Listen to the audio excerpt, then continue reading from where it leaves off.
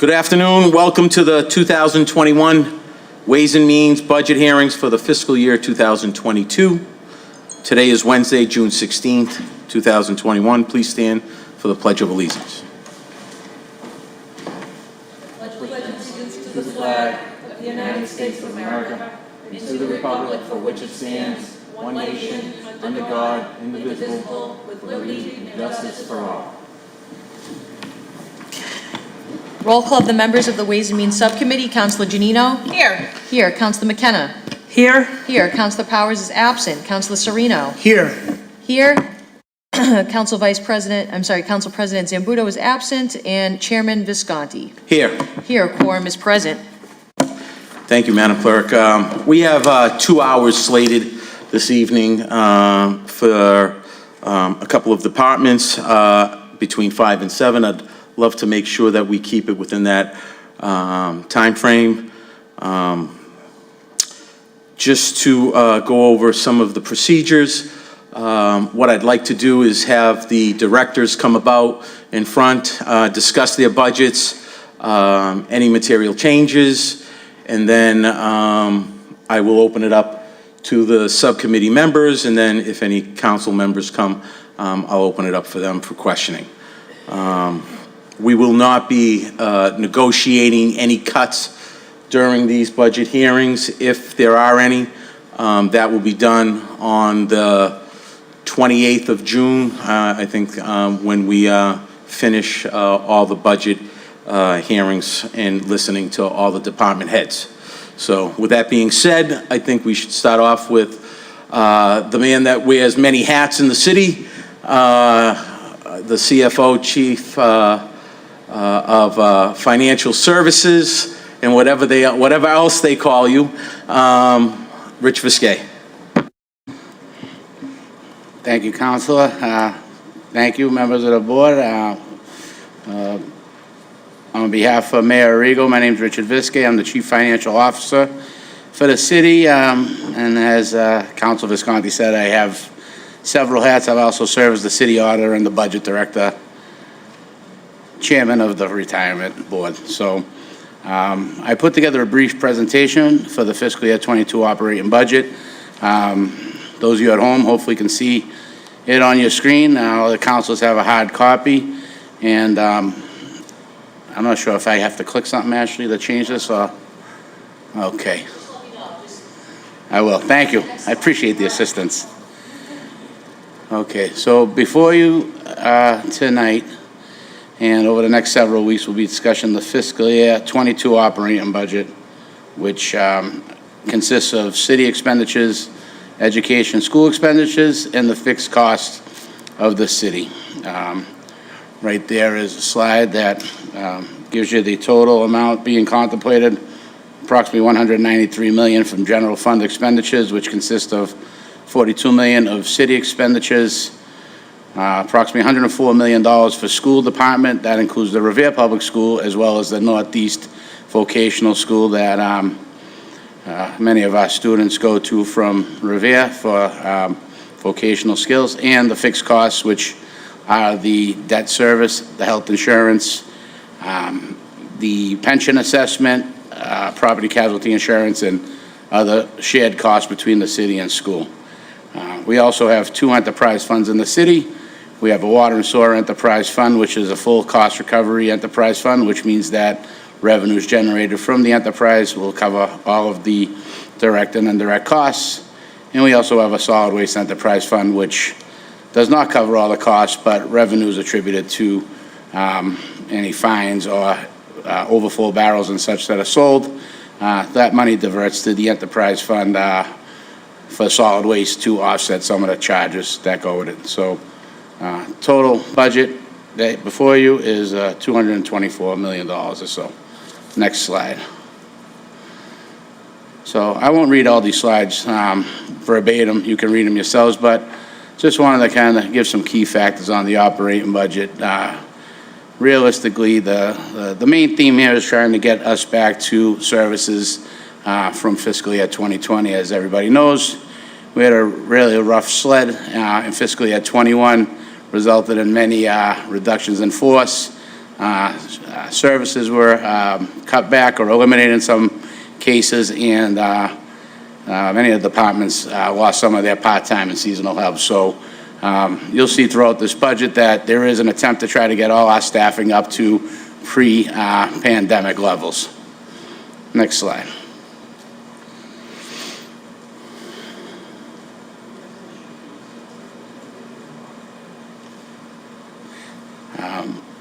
So on the overview, we are required by Mass General Law to represent a balanced budget, which means the revenues budgeted have to equal the expenses out. Federal government, they can spend as much as they want without having a balanced budget. We don't have that luxury. Just a breakdown of the revenues that come in, we have our tax levy. That's all of the taxes we generate from our residential, commercial, industrial, and personal property in the city. We have our local receipts, which are receipts that the city brings in throughout the year that go to the general fund, some of which are your motor vehicle excise tax, your meals tax, rooms tax, investment income, license and permit fees, etc. State aid is the aid that we get from the Commonwealth, most of which comes in the form of Chapter 70, which is direct student aid for education, but we do get unrestricted general government aid that can be used for any municipal purpose. Other financing sources are just that, any other sources of revenue that don't fall in the top three categories. And finally, enterprise fund revenue, which is the revenues generated from those particular enterprises. Next slide, please. So the tax levy, as many of you may know, the city is allowed to grow its tax levy by 2.5%, which is governed by Mass General Law. That is 2.5% on the prior year tax levy limit. So for fiscal year 21, we had a tax levy of $95.6 million. 2.5% of that gives you $2.39 million. And then we have the ability to have new growth, which is any new construction in the city that was otherwise not part of the levy in the year before. You take the value of those new construction properties, you apply the prior year tax rate to it, and that is new growth in the city. It is estimated by the chairman of the Board of Assessors that the city should realize about $2.7 million worth of estimated new growth, which gives us a tax levy limit of $100,700,000 in round figures. The levy, the estimated new growth is an estimate at this point. We don't get our certified new growth until around November or December of the fiscal year. That's right around the time we set our tax rate.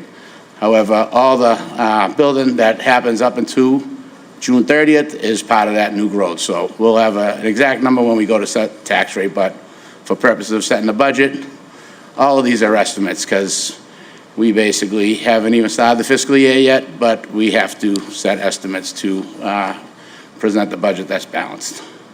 Next slide. Local receipts. So local receipts are basically revenues received and collected that are not reserved for any other special purpose. For fiscal year 2022, we're estimating $15.9 million. That's an increase of 7.27% from the prior year. Now, the prior year estimated receipts were somewhat of a shot in the dark because we really weren't prepared to give accurate estimates based upon historical numbers because of all the business closings, the shutdown of government, et cetera. So as we wrap up fiscal year 21, we'll have a better idea of exactly what those effects were.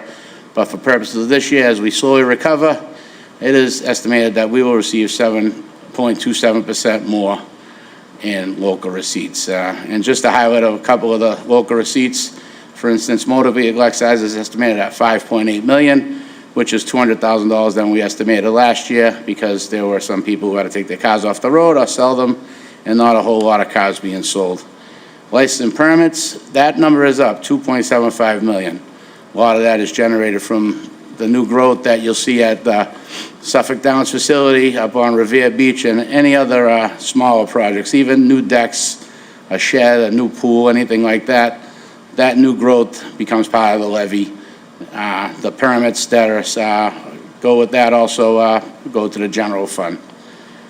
We have excise tax from motor vehicle, and we also have excise tax from rooms and meals. It's estimated that rooms tax will be $1 million this year. At the peak, we were getting about $1.8 million. That's been probably the slowest revenue to recover in the city right now, so we have drastically reduced that to not overestimate or inflate revenues. Meals tax, we're estimating at $520,000, which is around what we budgeted for fiscal year '21. We did have some pretty good revenue from meals tax. Even though the restaurants were closed, there was quite a active takeout business in the city, which thankfully helped some of the offsets of the ones that I wasn't so great on. Finally, the newest that you'll see on there is ARPA funds. That's the Rescue Plan Act that's been passed. Many of you know that the city of Revere is slated to get $30 million of those American Rescue Plan Act funds, which have some specific guidelines on what you can charge directly to that fund. But there is an ability to use revenue replacement with these funds. So in order to try to get us back to what we had for services in fiscal year '20, we are proposing to use $1.14 million of those revenue replacements funds. So our rough calculation at this point is that we believe we can use up to $6 million of that money for revenue replacement, but that goes through fiscal year 2025. I'm hoping that if we use that, we don't use it every year. We kind of wean ourselves off it, but again, we're trying to claw back to where we were for services and staffing for fiscal year '22. If you want to stop me and ask any questions, please do. Otherwise, I'll just try to power through it. I have one question. Sure. Rich, are you saying these are projections for the receipts and revenue projections? Are they comparable to fiscal year 2020, or are they still below that? Well, if you look in the book on the revenues, each one's broken down with some bar graphs to show you the history. I like to look at 3 to 5 year averages and use that, but then, you know, trying to use some logic and just kind of getting a sense of how businesses are going here, we try to apply some of that as well. Again, like license and permits, we know there was a time where there was no building going on, and as soon as we opened up business, we started to get a lot more of that. So we feel a little more comfortable tweaking those up.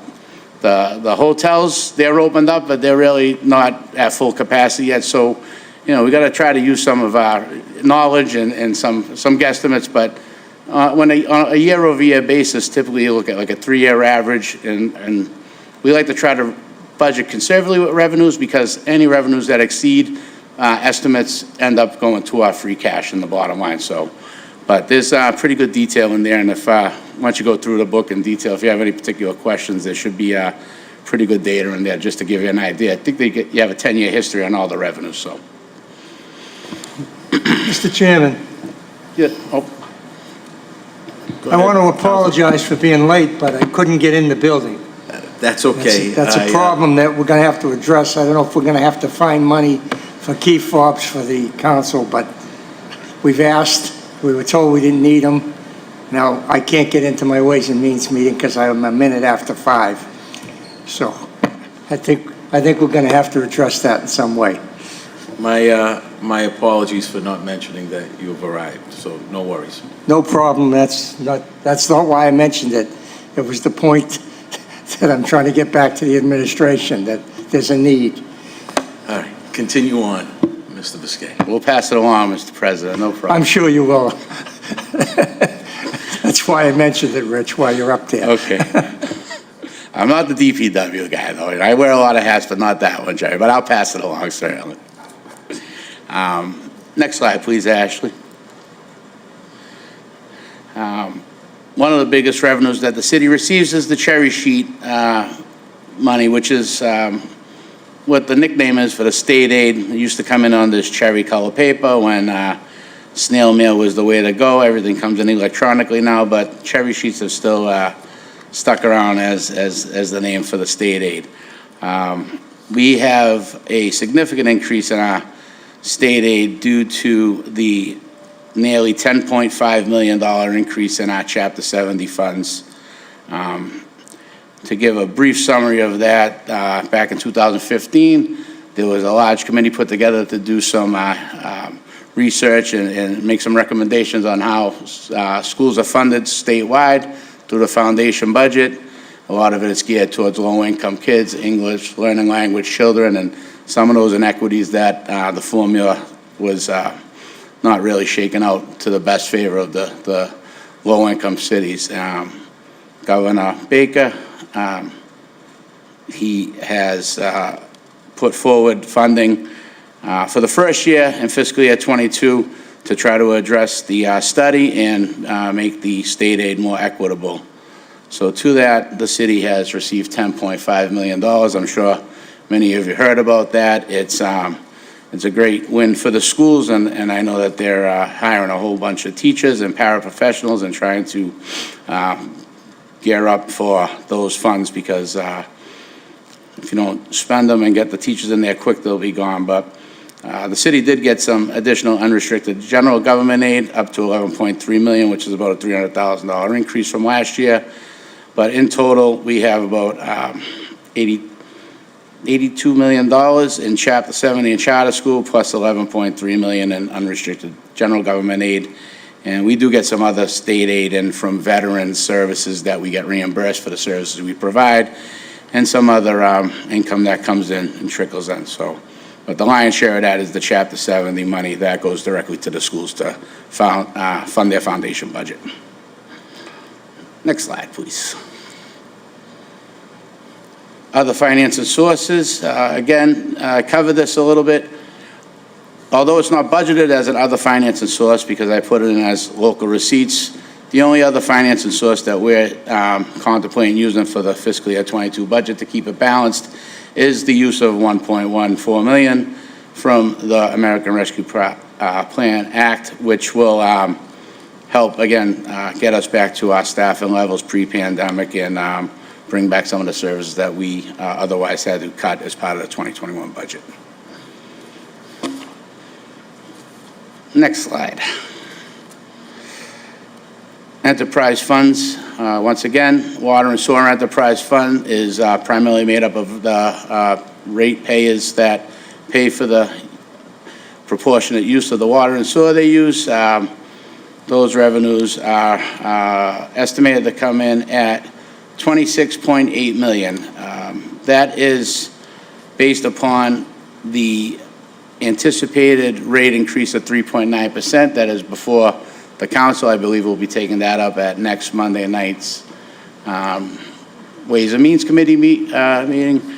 However, due to all of the debt service that has been brought on because of the work that we've been doing on the consent decree, a lot of the infrastructure projects that have been going on for years have finally been bonded, which has increased our debt service by over $1 million. With that increase in debt service, along with the assessments from the MWRA, the city was looking at a double-digit rate increase if we were just to fund the operating costs alone on rates.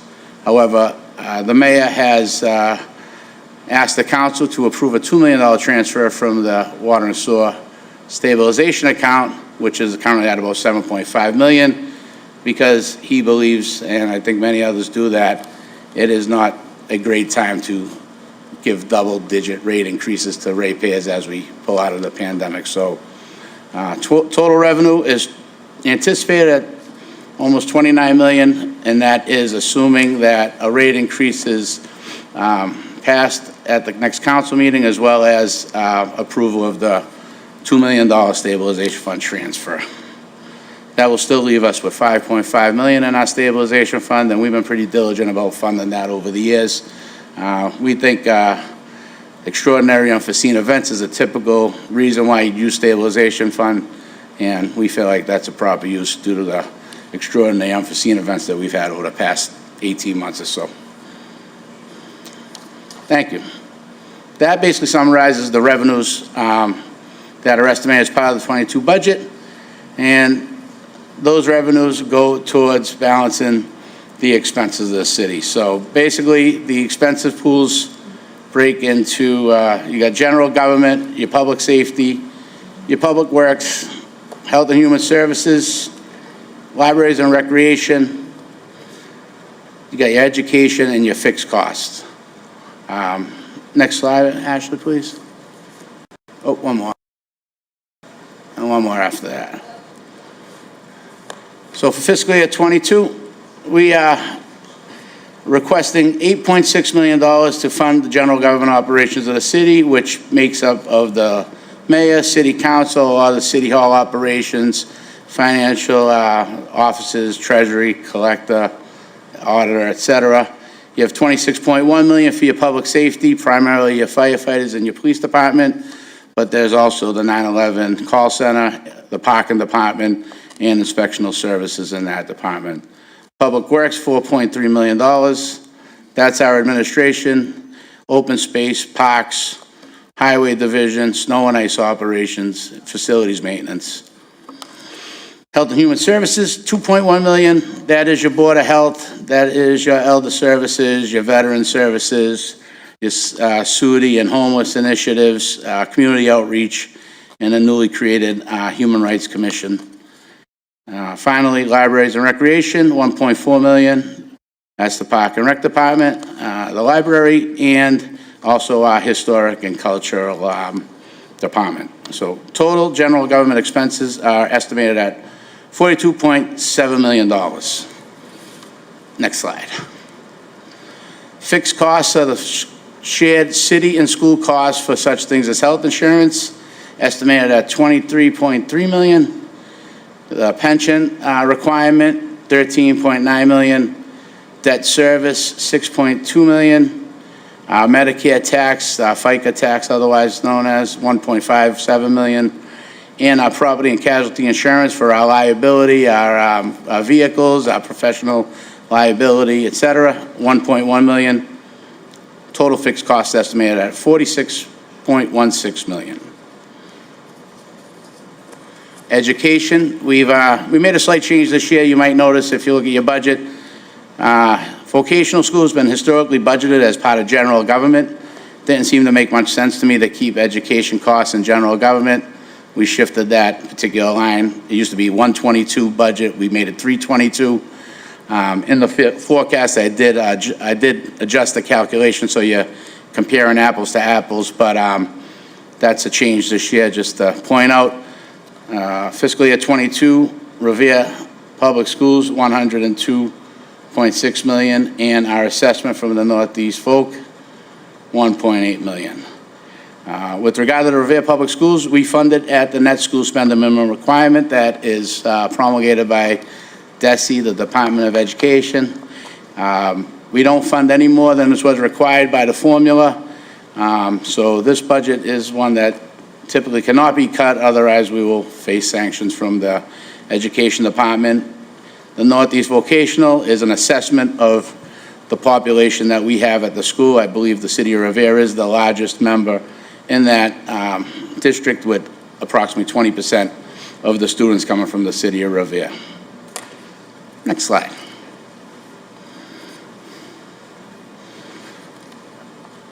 For our enterprise funds, we have our water and sewer department, which consists of salary at $1.7 million, expenses of $1.47 million, debt service for all of the water, sewer, and drainage projects in the city is $6.6 million for fiscal year '22. Again, that's you'll notice that's over $1 million increase from the prior year's debt service. And again, the largest part, other than the debt service, is the water and sewer assessments we get from the MWRA, who provides us with our clean water and also pumps out our sewerage. $5.78 million for the water and $11.145 million for the sewer, respectively. That total budget is $26.7 million. Now, those are the operating costs within the enterprise fund itself. There's also approximately $2 million worth of indirect costs that are charged to the water and sewer for apportionments of health insurance, pension, shared services, such as our general government services. We process all the bills, we collect the money, we account for that. Those types of services are allowable to be offset with the enterprise fund revenue. So 26.7 million is just the operating costs of the enterprise fund. When you add in the indirect costs, that's more detailed in your budget, you'll get to the number that equals the anticipated revenues that we will have for water and sewer for '22. Finally, the last enterprise fund is our solid waste. We have for fiscal year '22 budgeted salary at $468,000. We have expenses that are not the contracted service expenses of $30,000. Contracted services is the lion's share of the enterprise fund. That's $4.1 million. The contracted services is the collection of all our solid waste, the collection of all our recyclables, and the disposal of both. And on top of that, our solid waste, our yard waste, our Christmas trees, and all of those types of services that the citizens get weekly as part of the enterprise fund. And then capital is $215,000. That number has decreased because we are on the last year of our payments of the barrels that we did our 3-year lease on back in 2019. So we have 7 payments left in 2022. Once that 7th payment is done, we are paid in full for the barrels, and then we just buy them as we need them to kind of keep up with the stock and the inventory and the overflow barrels that we sell.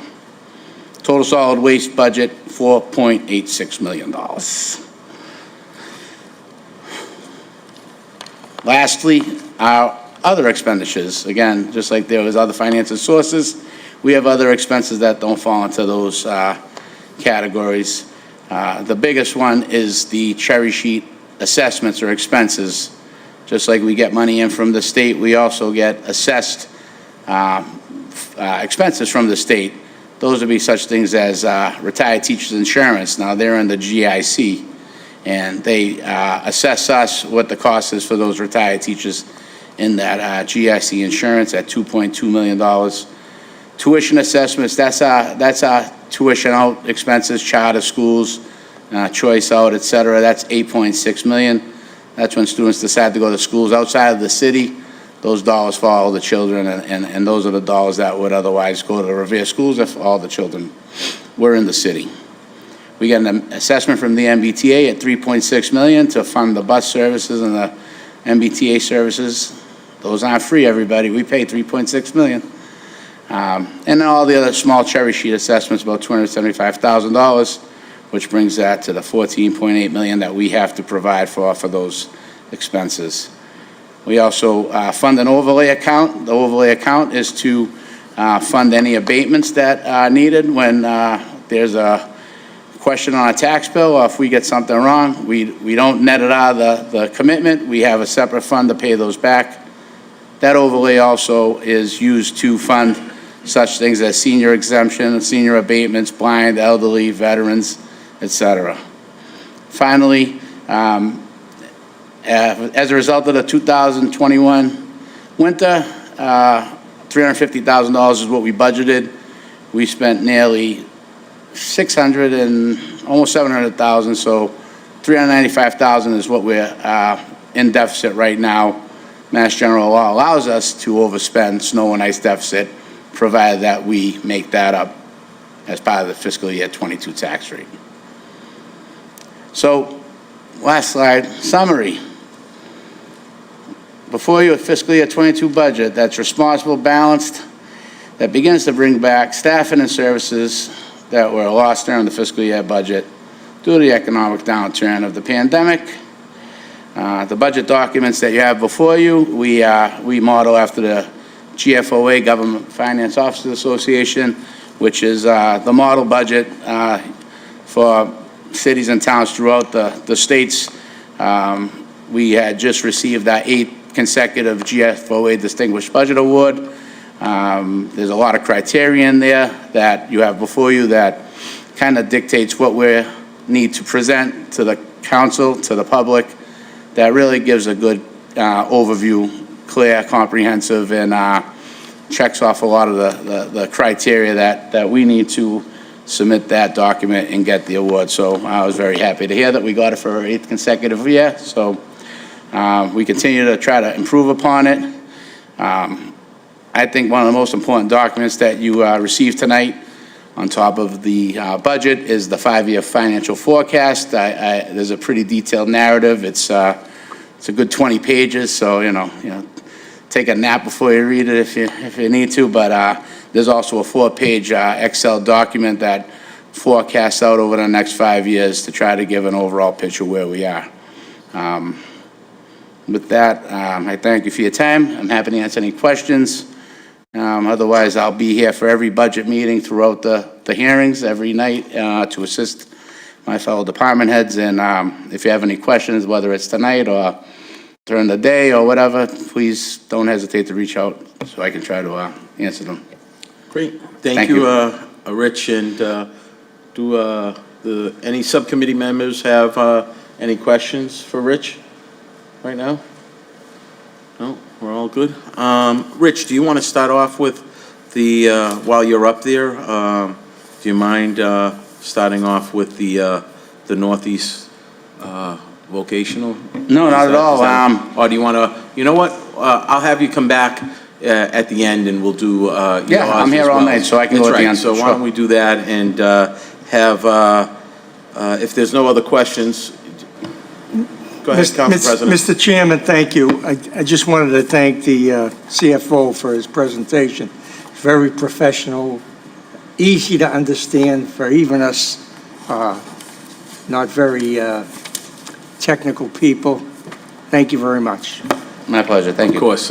Thank you, Rich. And we'll have you come back at the end and do your budget as well as the voc, if that's okay. Okay, great. Yeah, no problem. Thank you. Great. So why don't we start off with Human Resources? I believe Director John Viarella.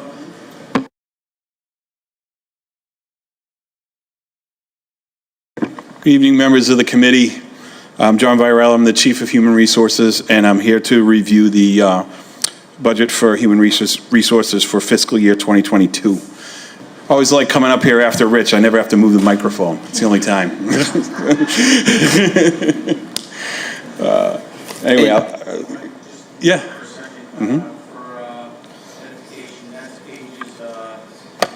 That's pages 5 and 6, I believe. Section 2, pages 5 and 6. Thank you. All right, everybody ready? All right. So, as per your directions, I'd just like to walk you through some of the changes. The first one you'll see is in the training budget. And as we've talked in previous meetings, one of the ongoing goals of the Human Resource Department is to take a lot of the disparate processes and procedures across the city as they relate to people and sort of bring them into one group in order to establish some best practices. And this is sort of an expansion of that. One of the things that we noticed is that we don't have a consistent, or at least up to this point, didn't have a consistent policy with regard to training and how we establish a budget for training. So what we found was, you know, there were departments that had $5,000, some had $500, many had $0. And that's to be expected when you have departments of varying sizes, but there didn't really seem to be a rhyme or reason to that. So one of the things that we're doing is taking those individual budgets for training and putting them in one place so that we have one consistent budget for training. We have a process to approve training so that, you know, when we go to approve a training, we can look at something that provides the greatest benefit to the greatest number of people, if possible. So that's one of the reasons for the increase in this budget. The other is, you know, you just look and, you know, in the past, we haven't invested a lot in our people. And, you know, there's a feeling across the board that that's something that we need to do and help our people keep up with best practices in their respective fields. And then finally, we are looking at trying to get involved with a program from Babson College, which has to do with executive leadership and things like that. And I think you may have some information on that in your packet, but if you don't, I'll get it to you. And so that's the reason why you see a rather large increase in the requested training budget. Moving on to rentals and leases, we're actually have a decrease of $3,300 this year. That's because we purchased a copy machine and we're done paying for it, so we no longer have that expense. We have a little bit of an increase in outside legal services. That just simply reflects, just sort of an increase in the costs that we're seeing from those types of services. And then finally, we have employee recognition and team building. And again, this came out of a project that we've been working on to do a better job of onboarding folks. So, a lot of, at the beginning of my tenure, we brought people on and there was sort of like no process for ensuring that people were brought on in an orderly fashion. And we're doing that now. And now what this is an expansion to some best practices in that area. And so what we want to try to do now is not only just make sure that everybody knows somebody's coming, when they're coming, and ensuring that we have everything ready for them. Now we want to focus on really making sure that that person feels welcome. And so we have a budget in here for, we want to do is when we bring new people on, maybe the department has a lunch together so that people can get to know their new colleagues. Have some sort of a little gimme package that maybe has like a City of Revere coffee mug and a water bottle and maybe a couple of other small things, just to welcome people into the city and to embrace really some best practices around that. And that's really the only changes we have. Great, thank you, John. Let me defer to my subcommittee members. Any questions from my subcommittee members? No? Okay. I have a couple of questions, if I may. Sure. If we go into the salary section, it looks as though there is a new, some salaries that are paid through other sources. Can you go through that and explain where those other sources are coming from? Yeah, so one of them would be on the Human Resource Generalist. Yeah. That source of funding for that is the Health Insurance Trust Fund, and that's because a lot of the work that she does revolves around benefits. So doing benefits administration. Okay. And so that's the funding source there. There's a funding source for my salary that comes from the Metro North Regional Emergency Communications Center, and that's for the work that I do for that organization as well. Great. And the only other question is, I noticed that the part-time line item has gone away, which is great. It seems as though that has decreased from the previous year. The reason for that? Quite frankly, we just don't need any more help. We have two very capable people who are doing more and more every day, and I just don't have a need for it. Great. I have no further questions. Any questions from the subcommittee? Great.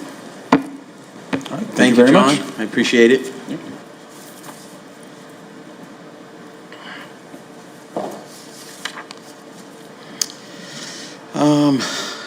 Now, if we can go to the collector treasurer section 2, pages 17 and 18. Kathy Bone, welcome.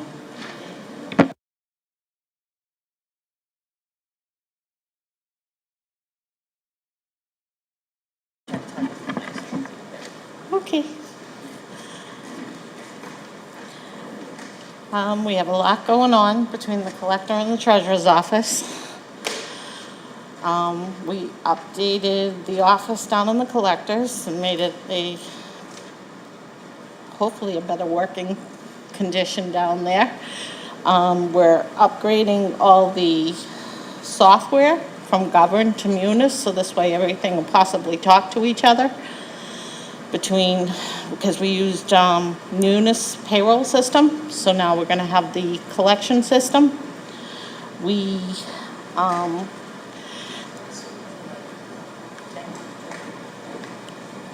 have added lockbox down in the collector's office for all the collections now, so it freed up some of the clerks to move on to other things. That seems to be working out well, and it processes money much faster. And as far as the treasurer's office, the Munis software is gonna, for the financial package, which we're upgrading all to, that will help out upstairs as far as processing all the current payroll and cash receipts that we receive. And that'll help out with the tax title systems. And let's see, what else? We're organizing as far as the employees, moving things around, getting people organized as far as between the two departments, trying to combine them a little bit. Any questions or?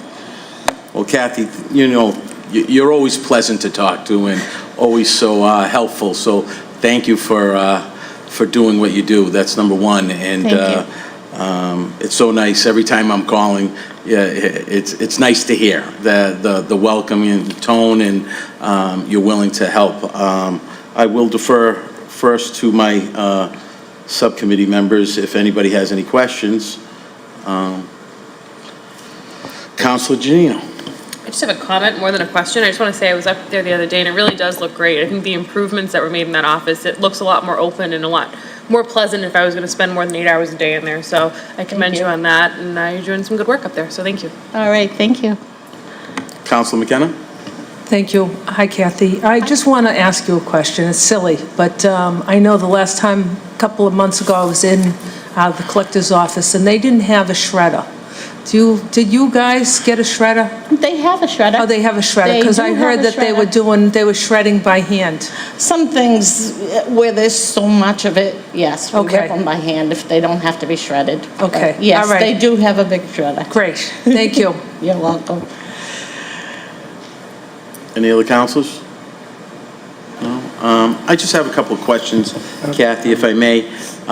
It looks as though you're hiring 2 new people, employees that have been added to the budget, and it looks as though there's an open position that hasn't been filled yet. I'm not sure if it has or not, but the assistant treasurer, is that correct? That's correct. I'm sure you could use the additional help in that department. Yes. Yes. Yes, we're working on it. Excellent. And I guess, you know, looking at the non-salary or non-payroll expenses, the one that just sticks out all the time is that the banking service fees. I'm sure Rich hates paying that number. Is there anything that we can do to try to lower those costs? Is that, Yeah. you want? Go ahead, Rich. Thank you. Before I answer, I just want to reiterate the fact that Kathy's been a lifesaver to me in my new position. We lost many, many years of institutional knowledge over the past year and a half with some of the people that have been here 30, 40 years have moved on, so I just want to thank her for that publicly. Yes, you're right, I don't like to pay more than anything I have to for any services, but I will say that one of the things we have been doing in the treasurer's office is really purging out a lot of the bank accounts that were otherwise unnecessary. Some of the previous administration that was up there like to have many different accounts, kind of making a one-on-one relationship to our general ledger. It's not really required by law. There are certain accounts that require their own separate account, but we've been slowly trying to purge those out and reduce those costs. But the real significant increase that you're seeing in fiscal year 21 is the fact that we absorbed all of the convenience charges for all of the services since the pandemic started. So not knowing exactly what that cost would be, we have, hold on one second. I have some figures here. We are not through the end of the fiscal year, and we have spent over $440,000 on bank service fees. The majority of those fees are due to us absorbing those charges. So that's kind of a spike that you'll see go away. We have eliminated absorbing those convenience fees for just about all of the payments that come in the city. We do absorb them right now for parking permits, et cetera, trying not to put our thumb in too many eyes on some of the changes going on in parking, but for the most part, we cannot afford to sustain absorbing 3% fees on people paying real estate taxes and such with credit cards. So that bank and service budget, $439,000, as far exceeds what we budgeted, but we do have a contracted service line of $85,000 that was brought on to pay for the services of the lockbox. Those who aren't familiar with lockbox, it's basically a third-party administration of all of the bills where they we use Century Bank, and they're the leaders in the industry in Mass on municipal lockbox. And what they do is they get the bills right to them as long as the check matches the remittance. They scan them all, they send us over a file, and we can upload those every day into our collection system, which really was a godsend this year because we were swarmed with volume of phone calls and process, and we were manually taking credit card numbers over the phone in a lot of the cases. So, again, just a real tricky year, 2021, but I think you'll see those bank and service fees come way down from where they are now, but we didn't implement the lockbox until January of 2021, so we're going to have a full 12 months of those charges.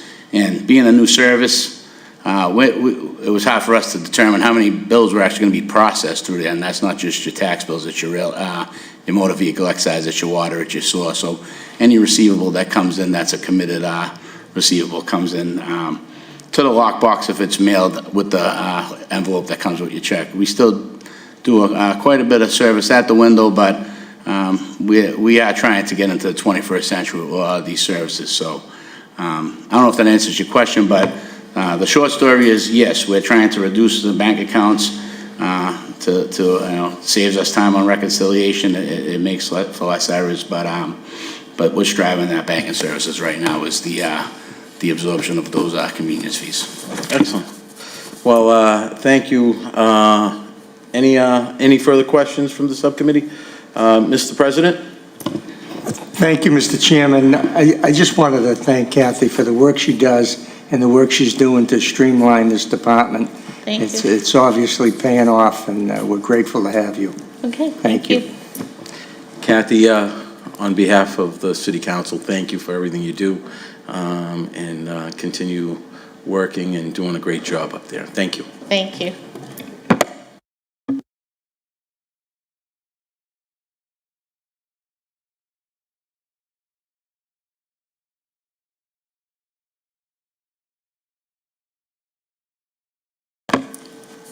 I think the next office department is the Office of Innovation and Data Management, and that is Department Section 2, pages 7 and 8 for the subcommittee members. Mr. Cantor? Mr. Chairman. Welcome. Thank you. It's really nice to be here and see you all in person this year. Really grateful to be able to do that. And I'm here with Nick Romano, the director of 311, who I am sure all of you know. So I think it's been quite the year for 311 and for my department. I don't know if there's anything in particular that you want to hear from me. I thought probably the first thing would be to talk about some of the staffing adjustments. And then after that, if you want me to go through the line item, all of the software stuff, I'm happy to do that. But why don't I start with the employment piece, and then you can let me know about the other piece. So just as context, 2 years ago, the 311 office had 27,000 phone calls. In FY20, we had 38,000 phone calls, and in FY21, we're on pace to hit over 52,000 phone calls. So that's from 27,000 to for almost 53,000 in a 2-year span is a pretty remarkable change. So last year, to deal with the spike in calls, we started by bringing in someone from the parking department to help us with answering a bunch of our calls. And the feedback we got from the community was, you need another Spanish speaker. We have too many people speaking Spanish who need to reach you, who are trying to reach you. And so we ended up bringing on Diana Cardona, who did a phenomenal job. We hired her as a part-time temporary employee.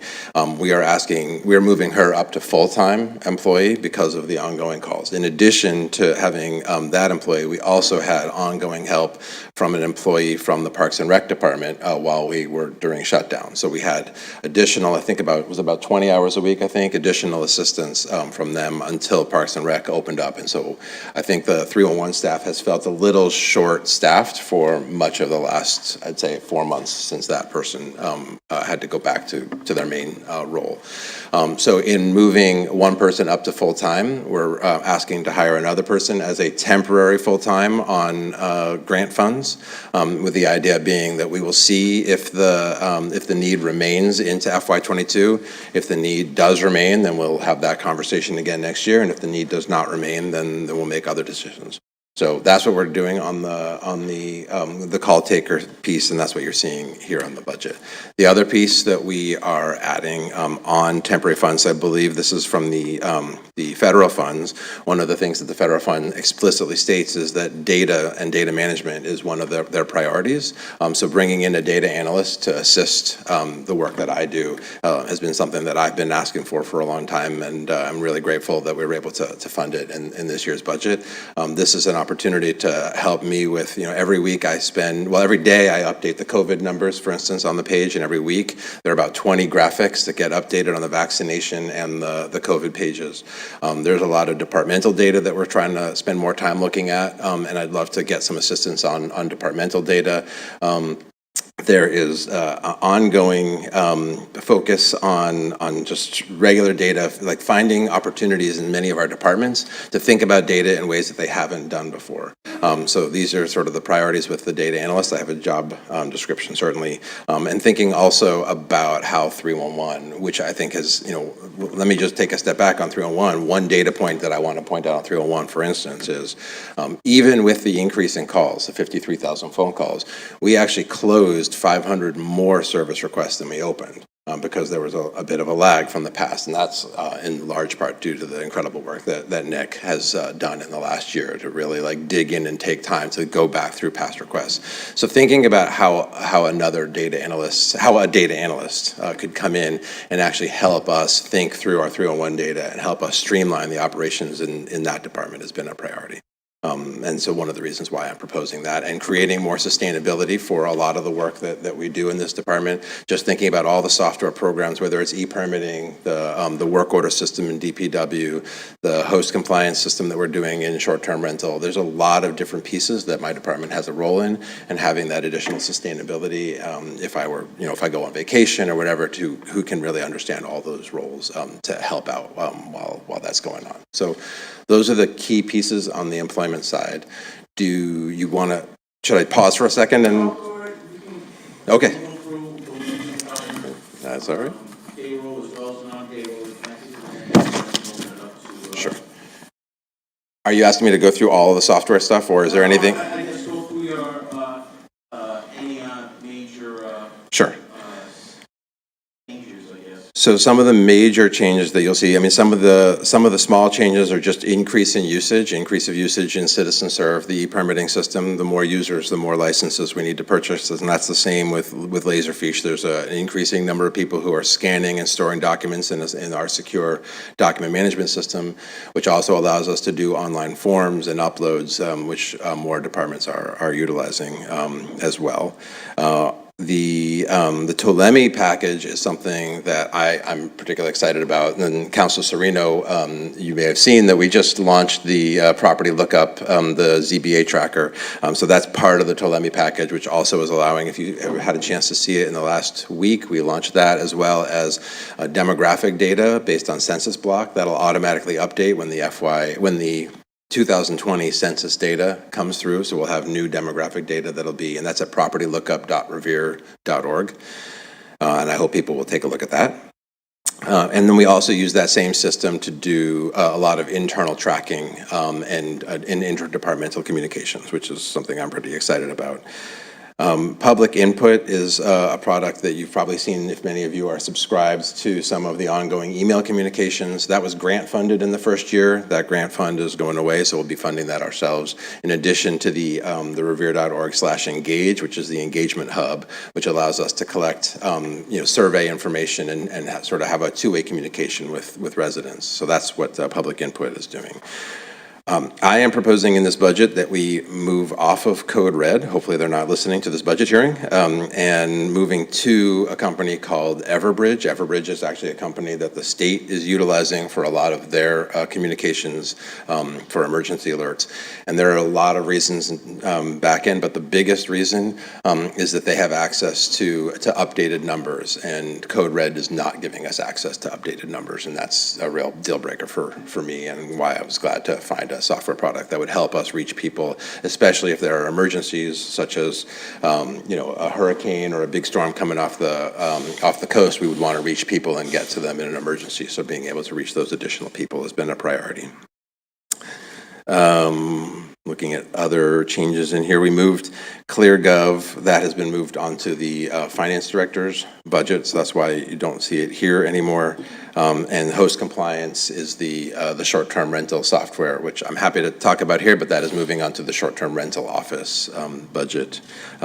Zoom licenses last year were paid for through the CARES funds, and I have done a survey of all of our 18 Zoom licensed users, and all of them are continuing to use them and have asked that they continue to be able to use them. So that is why it's being funded in this budget, because I think they're finding that there's tremendous value, and I think just people have gotten used to it and understand it, and they're able to connect to people in ways that they haven't in the past. And so I think that's a great, I hate to say a benefit of the last year, but you look for the silver linings, and this is a silver lining of people using technology in new ways.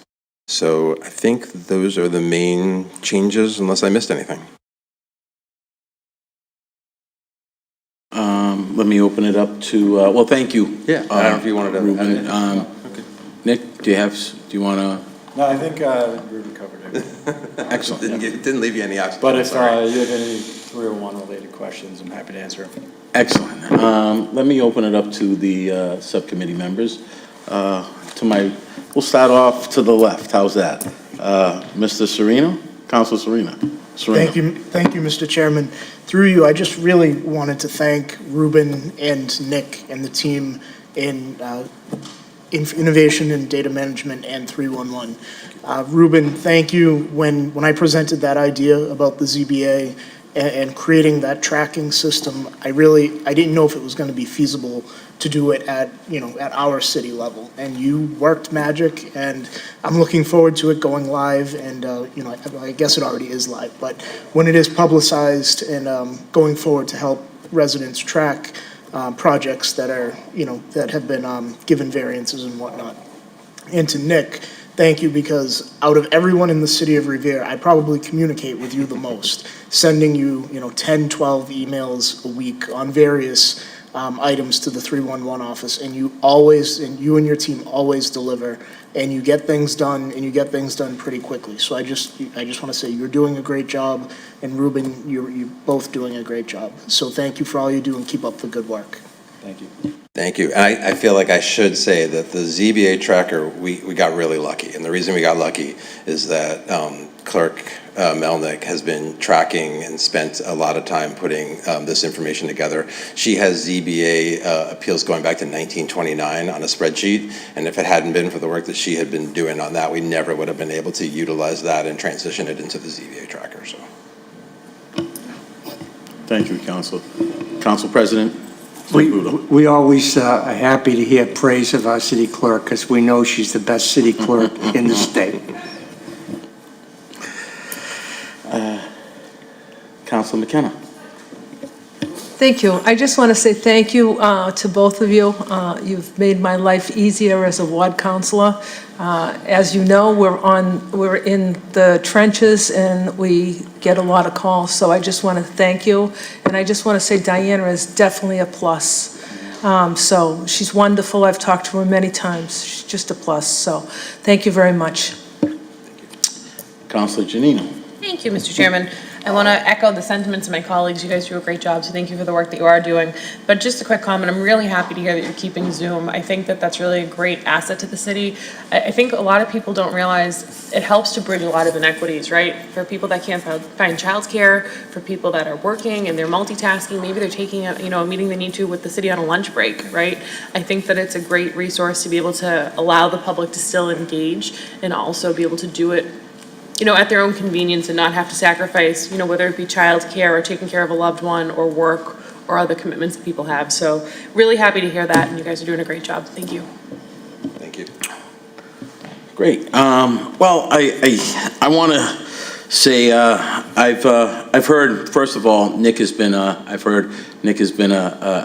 valued asset to your department, has been doing a great job. So I want to thank Nick for stepping in and doing a great job over there. I've heard a lot of compliments, and it's good to hear. So, I want to commend you on that. Looking at the numbers, Ruben, and my only concern with the department in looking at and seeing the fiscal year going back 2018 and to now, and I understand about the data and how important it was. Actually paramount during the pandemic, right? It was great. We needed it. We couldn't survive without it. My concern is the continuous increase in that budget. It's from 2018 to 2022. It's probably almost tripled almost, and that's it's just a red flag. I'm waiting for that year that it starts to flatten out and doesn't increase. I mean, right now we're looking at about a 28% increase this year. I know you need the information, and we want to give it to you. Okay, my concern is the constant increase every year, and you look at other budgets, they're pretty similar, from previous years. Yours seems to jump up quite a bit each year, and I'm trying to, get an understanding. I'm a big proponent of 311. I think it's needed. I think it serves its purpose, but I'm trying to. When do you foresee it? Okay, flattening out a little bit. Let's put it that way. Let me put that on you. That is, I don't know if I can answer the question of when it will flatten out. I think it's worthwhile for me to just give some context of two pieces. First of all, the first year of my department existing was FY17.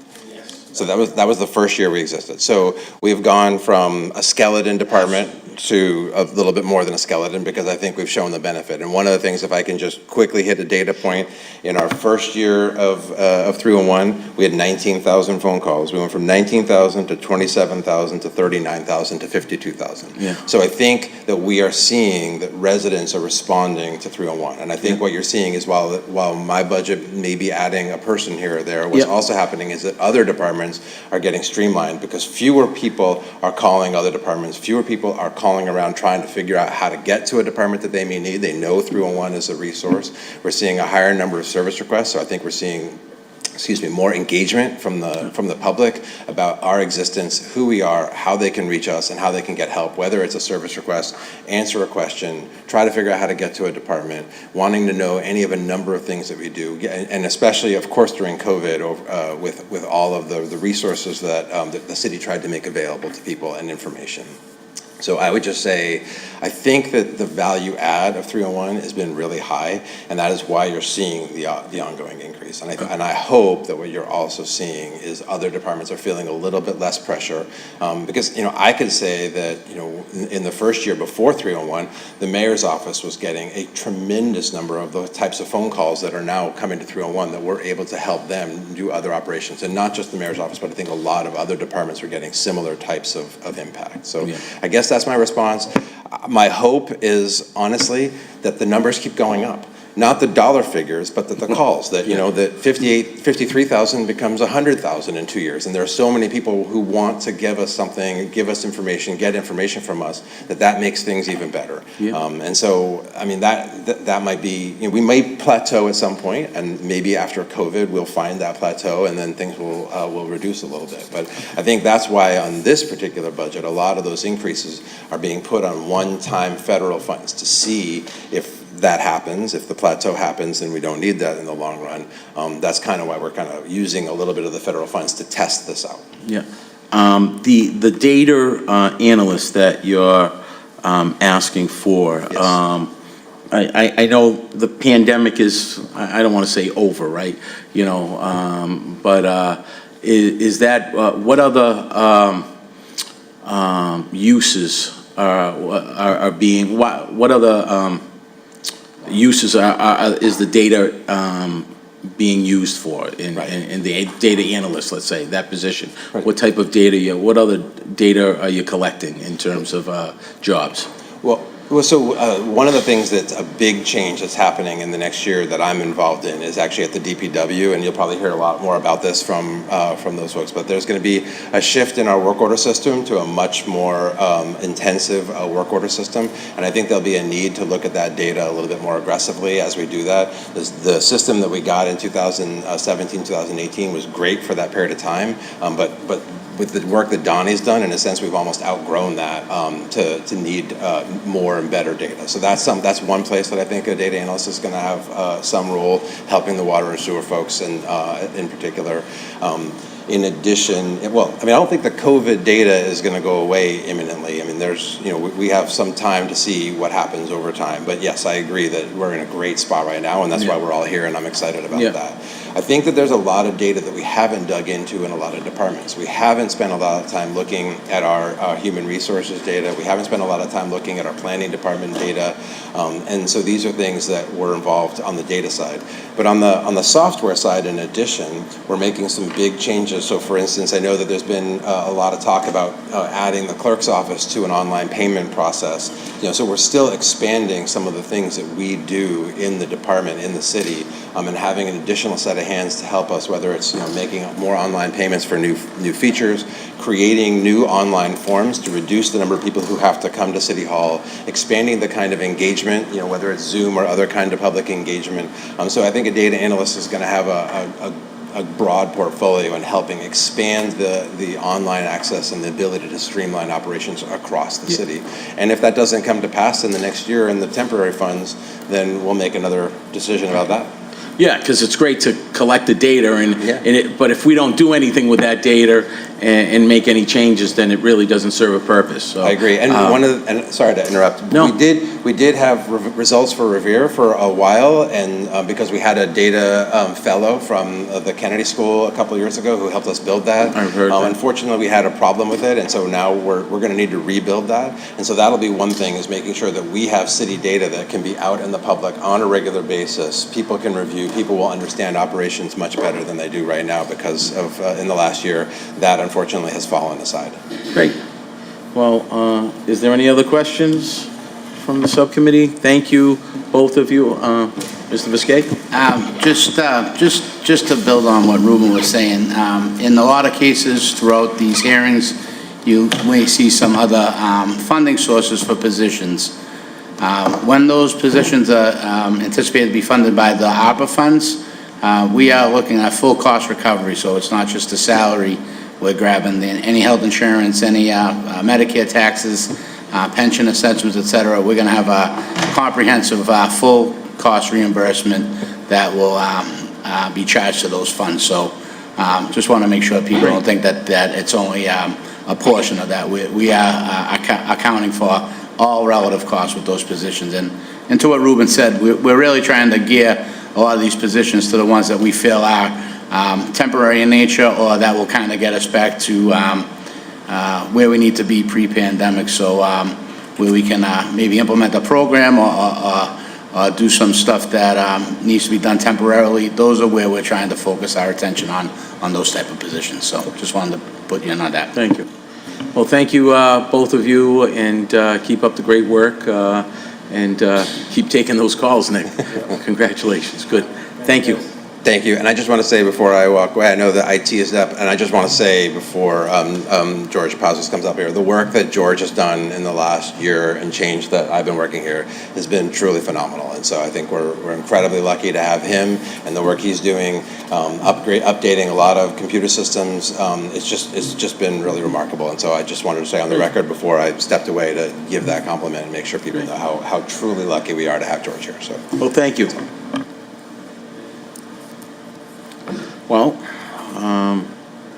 after those compliments, George, you might as well come up and talk about your budget. That is pages 13 and 14.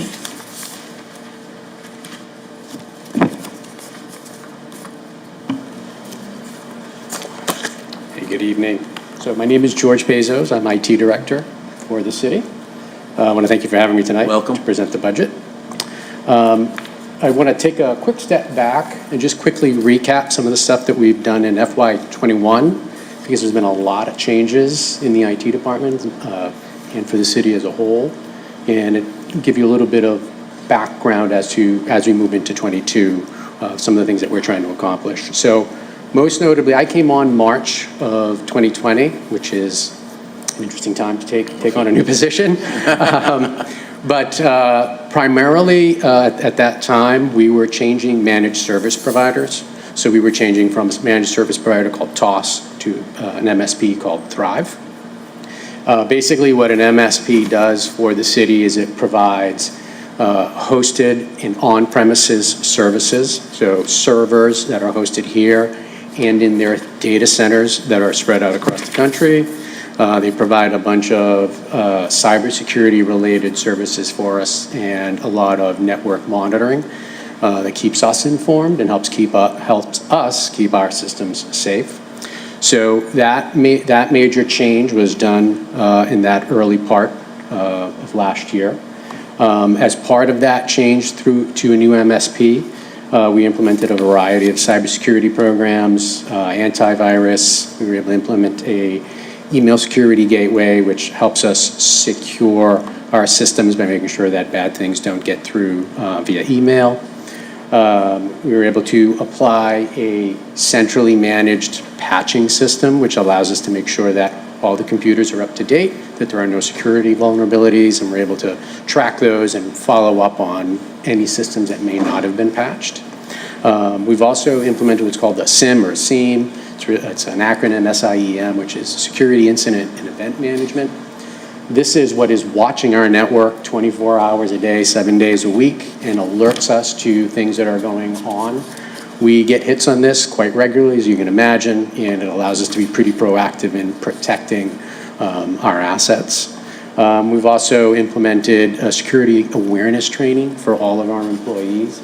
That allows us to make sure that our employees are trained up so that they can, we refer to that, or a lot of people refer to that as a human firewall, which is, you hear of all of these cases where there are a lot of sophisticated protections in place and someone gets an email, clicks on a link, and the next thing you know, you have a colonial pipeline or you have one of those types of incidents that occur. So the security awareness training is incredibly important to make sure that people are educated, they're up to date, and they know how to help us or help themselves or help them protect us with their behaviors. And then we also run phishing simulations, which is essentially testing staff to make sure that they've been able to bring into practice what they've been trained on.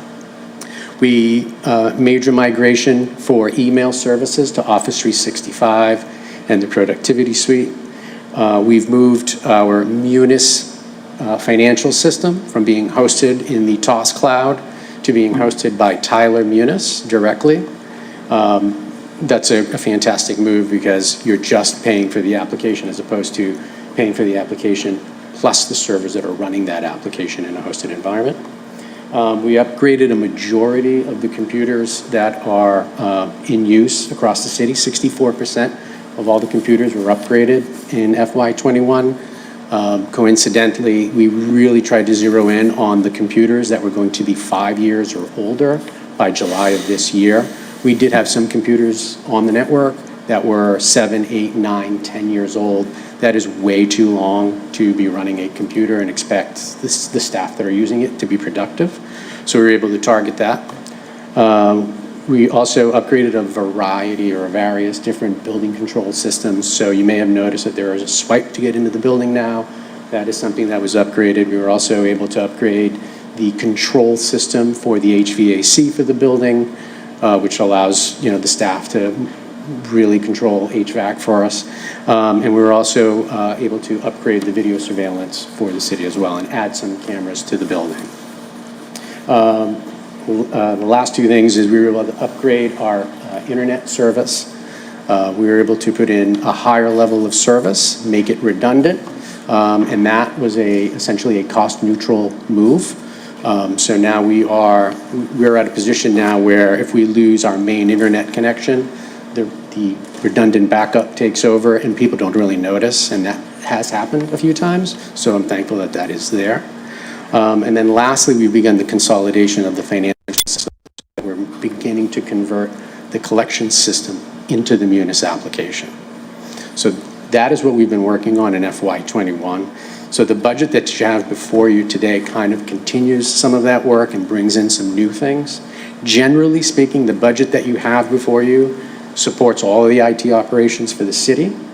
That includes a lot of the software subscriptions and agreements that we have. So Patriot Properties, the annual support for that is in this budget. The annual support for the Tyler Munis application is in this budget. Also in this budget is the contract, or funds the contract for the Thrive Managed Services.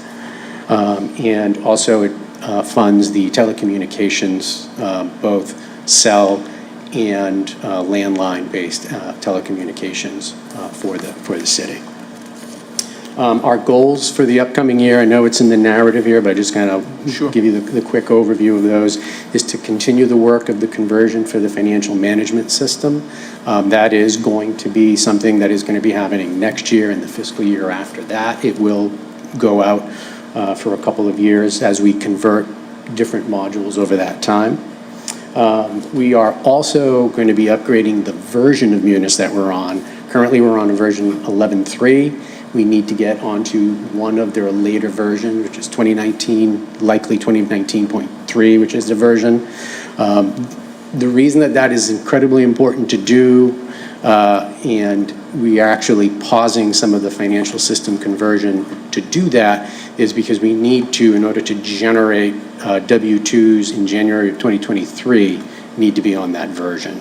So we need to take a pause and make sure that we do that upgrade. That upgrade is a sizable project because it does involve an awful lot of end user training to essentially retrain a lot of folks on how they're doing things in Munis. It's a pretty different interface and way of doing things. We also next year want to look at improving our telecommunication contracts. So currently within this budget, we for telephone service budget $59,000 a year, just shy of $5,000 monthly. Based on past experience, I think that number is a little bit high. I'd like to go out and rebid those and see if there are potential for savings there. We also need to start looking seriously at replacing our phone system, which is the system, which is essentially what controls all of the phones and how we route calls when they come into the city. We really need to take a look at that. That is aging. I believe it was purchased 7 years ago.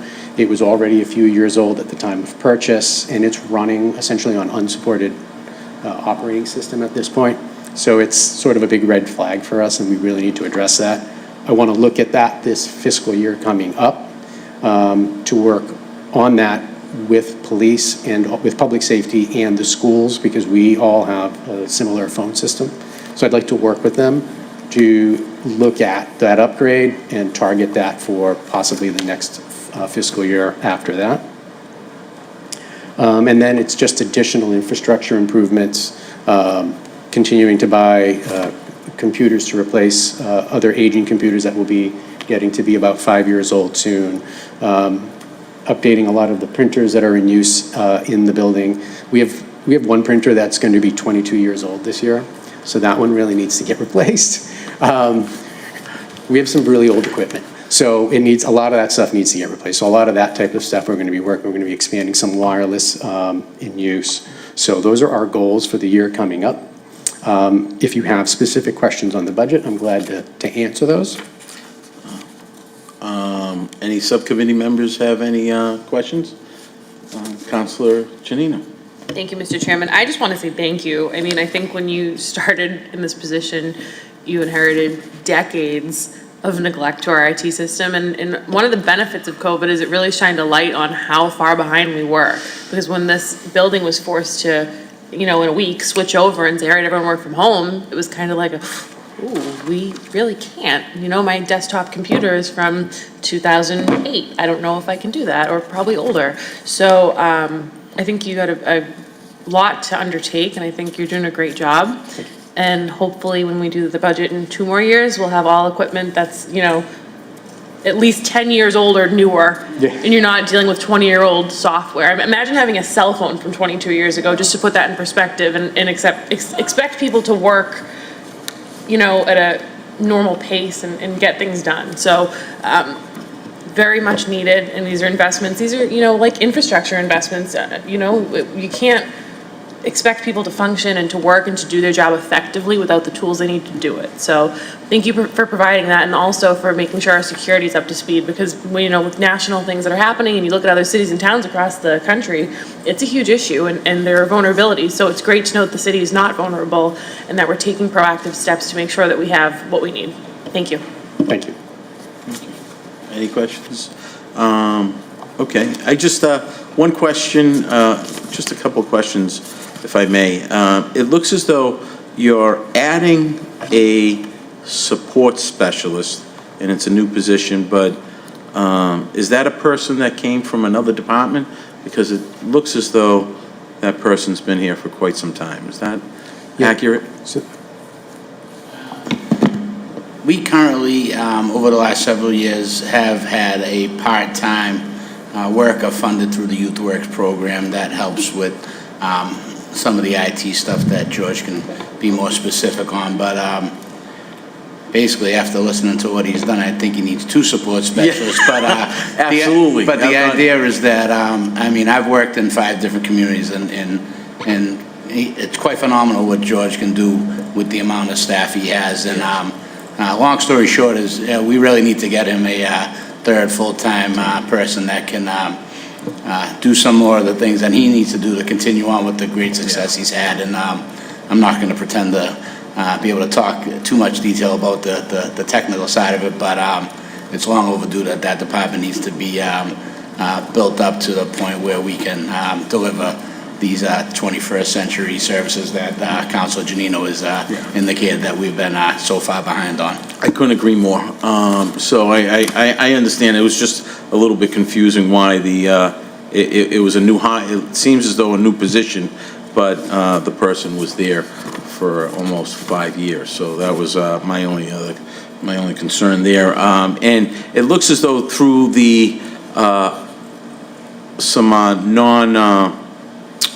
payroll expenses, some of those expenses have dropped while others have increased, like Verizon Wireless, along with the addition of, what is this, Crown Castle. I'm sorry, my eyes are going.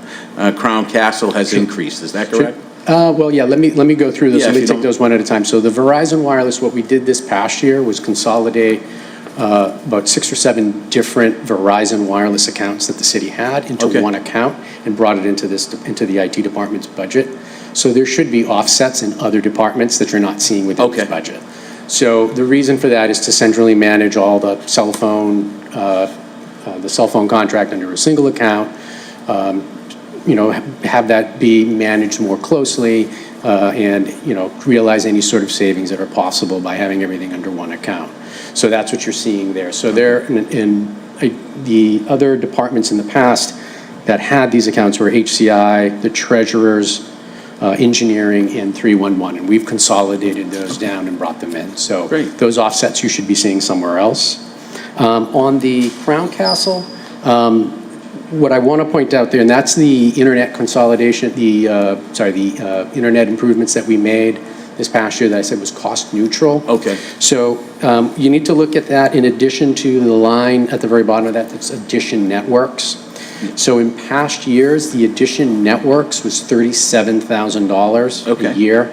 And we had a small redundant backup line that cost us $400 a year. So that setup in years past was $37,400. Yeah. What we've done is gotten better pricing out of Addition. So Addition went from 37 to 11. The Crown Castle that actually was brand new to us went to 27. So now that is $38,000 expenditure. So it's essentially a $600 increase. Excellent. Well, thank you for everything you do. And if, when and if that, is it the printer that is 30 years old? 30 years old, yes. Yes, we should send it over to the Historic Society and send it over there and, get it out of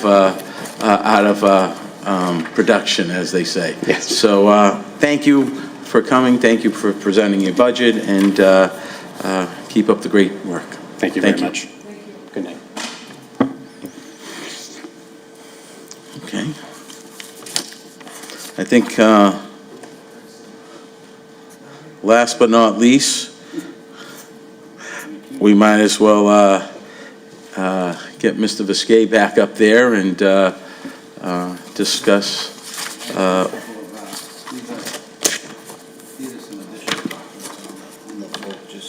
Okay. And we'll start off with the voc. That is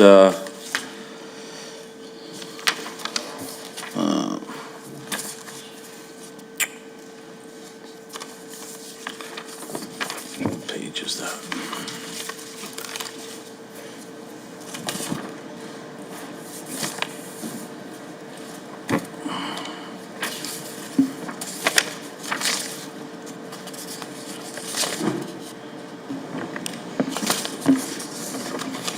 Thank you again.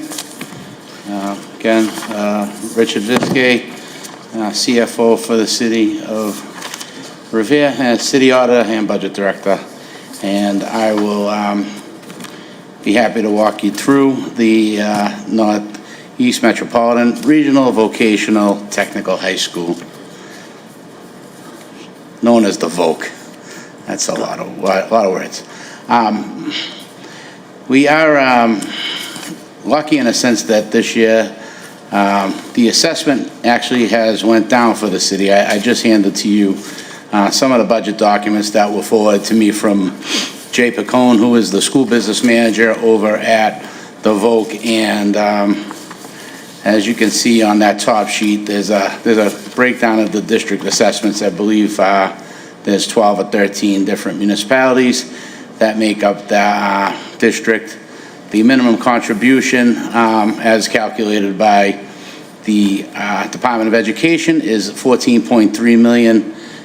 City of Revere is 19.4% of that, which is, we are the largest member of the VOC. We have 248 students there, and as apportioned out, that comes out to $1.81 million. On top of the assessment, we just have a small salary line for our representative to the school committee, a $6,000 salary and a $6,000 spending allowance. So the sum of those two, the assessment and the small salary line, makes up the fiscal year 2022 budget. The thing that I think the council should be wary of, not wary of, but at least aware of, is that the Northeast VOC is in their own process of building a brand new state-of-the-art high school. And I've passed out some of the documents that the mayor and I have received with regard to the details. They're a little bit ahead of the city of Revere in their process, and they are now starting to prep everybody up for what's coming down the line as apportioned debt service charges. So when you look at your 5-year forecast, you'll see that I've dropped in the estimated debt service numbers as the VOC has sent to us, but just to put it in perspective, based upon these very estimate numbers at this point, 2023, it looks like the city would be additionally assessed about $366,000 for the debt service, slowly going up to 2025 will be at $1,089,000. Anticipated full construction by 2026 would be the year the full debt service would come on, and based upon the current numbers, the city of Revere would have a $2.3 million assessment just for the debt service. So basically, at $1.8 million for the operating costs, we're talking over doubling the cost of that assessment for the vocational school. And you know, I'm not up here advocating for or against it. I just have to let everybody know with open eyes that this is coming. I'm sure it's going to be a phenomenal building and truly an asset to those who attend that school there. But the reality of the fact is that not only do we as a city have to prepare for our own high school, which, you know, $350 million is a number being tossed around before the state gives us our MSBA reimbursement. Yeah. We're almost going to be paying for 1.2 high schools over the next several years. So I could try to answer any questions on that particular thing. I'm certainly not the expert on it, but I've read the documents that you have before you. But certainly, if you read them over the next several days and you have questions, we can try to engage the VOC and the business manager over there, or just I can do some research on that. But basically, the budget for the VOC is simply the assessment as it's apportioned out by our enrollment, and a small amount of dollars for the representative of the school committee. So happy to answer any questions, but that's what I got on the VOC. Any questions from the subcommittee members? No? Okay, so we can move forward on the your department. All right, thank you very much.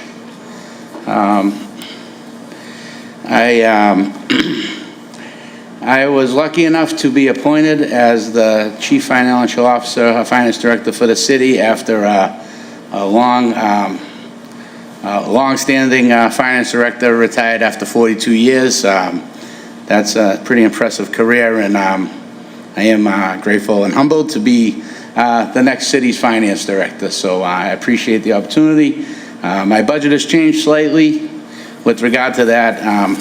Most notably, you will see I was rewarded with a little more pay. So I don't want it to be a shock to anyone that my salary went up, but as the CFO here, I do oversee assessing, purchasing, treasurer collector, water sewer billing, as well as parking department, and auditor and budget. So quite a variety of departments. Blessed with some very capable and great department heads in those departments. Makes my life easier, but certainly a challenge to, we've lost a lot of brain power here when there was a slew of retirements over the last couple of years, but I believe we're, they say change creates opportunities, and we are trying to take advantage of these opportunities to promote from within and try to bring in some new technological advances and try to update our policies and procedures and the way we do business so that ultimately the residents of the city are well served. So again, I appreciate the new position and the new responsibilities. But with regard to that, during the pandemic, we have received probably a dozen different grants and a dozen different finance from health department, from the planning department, from FEMA, from the state with regard to all the different funding coming in to fight the pandemic. I think we have over 12 different funds that total $7.5 million that we've had to administer with the federal guidelines that have been presented. So we were lucky enough, I'm not sure if anyone was aware, but we had a staff member that was a master's in business who got a CPA, and he left the office to go work for PricewaterhouseCoopers. He, after 1 year of PricewaterhouseCoopers, he He seemed to like municipal government finance better. Similar to George, he was actually, his timing was great. He called me in September, right when we were getting inundated with all these reporting requirements and such from all these CARES dollars and such, and we were able to bring him back, and he's been really vital in keeping the city afloat and keeping us in compliance with all the laws. So you'll see that my department does have him in here for fiscal year 2022 as the grant administrator and the internal auditor. But basically what he's doing right now is he is the point person on all of the federal funds that are coming in. He's working with Captain Fortuna from the Revere Fire Department to make sure that we are complying with all the FEMA regulations to ensure that we get all of our reimbursements that we file. And let me tell you something, these are some of the most arduous, complicated forms that you have to, I mean, you're basically breaking people down by the, 15 minutes in intervals, et cetera. So we were able to pay for him with the CARES money, and we are advocating that we keep him on and use the ARPA funds for him to continue administrating those $30 million that we have to spend over the next several years. We're also proposing that we bring on a grant writer. It was discussed with the mayor and the chief of staff that they thought the grant writer would make sense in the auditor's office working under the grant administrator. So it's our hope that we can hire a grant writer. That grant writer will work across all of the departments in the city, not necessarily the schools, but we really want to take the opportunity to try to go seek out all of these funds. I mean, we have a lot of entitlement funds that we get, a lot of grants that we get just because they're formula grants that we get. But there's a lot of money out there that we could be tapping into, and it's our hope that with the grant writer, that position, short-term will be funded with the ARPA funds, but long-term, that position will pay for itself through the additional dollars it brings in and the administrative dollars that usually go with those particular grants. So those are the two big changes in the staffing of my department. Again, both of those positions are scheduled to be funded with grant dollars, and not just the salaries themselves, but the fringe benefits that go along with the positions. On the expense side, we have some increases there, and one of the bigger increases is our contract services, and I spoke briefly of it at the council meeting when we submitted the budget, but we are contracted with a company called ClearGov, and they are a web-based budget transparency capital project software that really can really do some cool stuff and make the experience for the population and public that want to look at the budget a little more interactive and easy than culling through some of these spreadsheets and such. So we've been populating that. We put in the entire 2021 budget. They do actually have templates that model the GFOA. So I believe at some point we're actually going to be able to submit our GFOA budget right through the ClearGov platform. So my hope is that once the budget's passed, we'll upload the fiscal year 2022, and then I can come before the council and give everyone a demo on how that works. So that's an increase of $10,000 to my expense line. And other than that, basically, the cost of the audit has gone up slightly. We were under our 3-year contract. We just entered into a 3-year contract. So most of those fixed costs are there. I do have a $15,000 line item in this for special engagements. That would be for, maybe some fraud risk assessment, specific audits to particular departments or particular funds that may need the attention. But otherwise, it's my expenses are pretty flat year to year, most of which relate to the fiscal year audits that we have to conduct as part of being a city that receives over $750,000 worth of federal funds. We're required by law to get an audit every year by an independent auditor, so most of those funds in my expense line due to paying those costs. So that's really what I have. I'm happy to go through goals and objectives or answer any questions. I know I'm the last one up, but happy to stay here as long as you wish. Well, thank you, Rich, first and foremost. I want to say congratulations, number one, on the new position. People don't really realize the importance of the money man, okay? And it's what operates the city, because at the end of the day, okay, without the money, okay, this is not operating. And it's good to know that you're at the helm there, making sure that you're tightening up where need be and not spending crazy, because I know you like the deposit slip and not the withdrawal slip, as they say. So I want to thank you for that work, and you know, also having a lot of hats in the city, you know, as they say, positions, you know, you're taking over quite a few, you oversee quite a few positions, departments, and it's great to see that they're all running at full cylinders. So with that said, does any of my subcommittee members have any questions? No? I just want to say you have a new nickname, the Money Man.